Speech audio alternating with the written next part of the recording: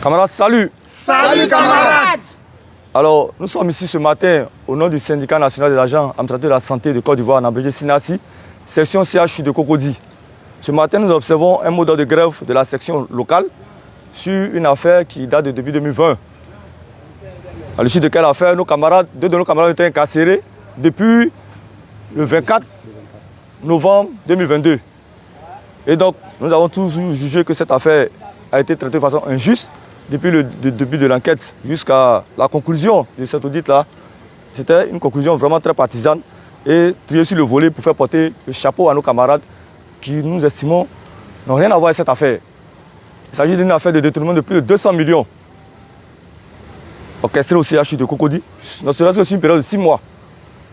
Et donc, nous avons toujours exigé la libération immédiate de nos camarades parce que ce ne sont pas des voleurs. La reprise et la poursuite de l'enquête, c'est-à-dire la reprise de l'audit et la poursuite de l'audit. Et en tout cas, la démission de ce directeur-là qui ne fait que créer des problèmes aux agents de santé, aux agents de la santé. Nous sommes ses collaborateurs ici présents, mais nous ne nous sentons plus en sécurité à travers quelqu'un qui est toujours prêt à créer des alibis et autres pour incarcérer les agents de santé. Alors ce matin, nous sommes ici pour observer effectivement ce mouvement de grève, largement suivi des agents de la santé. Et comme vous pouvez le constater, chers amis de la presse, on a été opposé farouchement aux forces de l'ordre, qui de la gendarmerie et de la police, avec plusieurs tentatives d'arrestation, qui par la grâce de Dieu se sont soldées vaines. Et nous voulons dire à tous les autres camarades de continuer à suivre le mouvement. Parce que ce mouvement ne tendra pas à se nationaliser tant que nos camarades ne sortiront pas de cette prison-là, qui n'est pas leur place. Alors aujourd'hui, c'est le premier jour. C'est un lancement. Mais ça va continuer sur 3 jours et reconduire de façon tacite, comme nous l'avons notifié dans le mot d'ordre de grève. Au-delà de ces 3 jours, nous allons analyser à l'Assemblée générale si c'est nécessaire vraiment de nationaliser ce mouvement-là et saisir aussi notre coalition au niveau de la santé pour qu'effectivement on puisse avoir le soutien nécessaire pour que cette affaire soit tirée au clair. Il faudrait qu'on soit précis. Nous ne disons pas qu'on doit libérer les camarades et qu'il n'y ait pas justice. Nous voulons qu'il y ait justice, mais il y ait justice vraiment dans une vraie justice. Que les audits soient de vrais audits et de vrais résultats. Mais que ce ne soit pas des choses tripatouées pour que nos camarades soient comme des boucs émissaires. C'est ce que nous déplorons. Et donc, voici pourquoi est-ce que nous avons aujourd'hui, vous voyez toujours un bandeau rouge, pour exprimer notre mécontentement face à cette situation que nous ne voulons pas accepter. Voilà, donc ce n'est pas du vandalisme. Vous avez vu trouver les camarades, ils sont vraiment chacun de façon respective par rapport au thème du mot d'ordre de grève.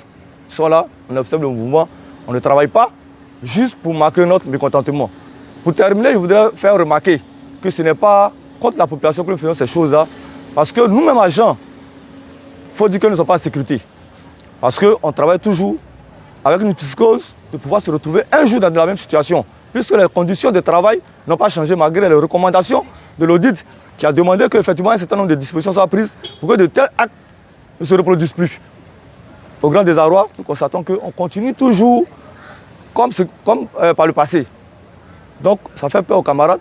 Qu'est-ce que c'est pour que demain, si un autre audit encore, alors qu'on travaille toujours dans le même contexte et dans le même système, on ne va pas être incriminé avec les mêmes injustices que nous constatons à ce moment-là. Et donc, ce n'est pas un mouvement contre la population.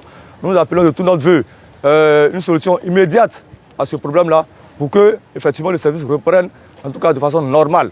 Parce qu'en ce moment, on essaie de trouver des palliatifs, mais ça ne marche pas. Les camarades qui sont là sont tous des fonctionnaires et ce sont des gens quand même qui ne sont pas manipulés, qui sont là.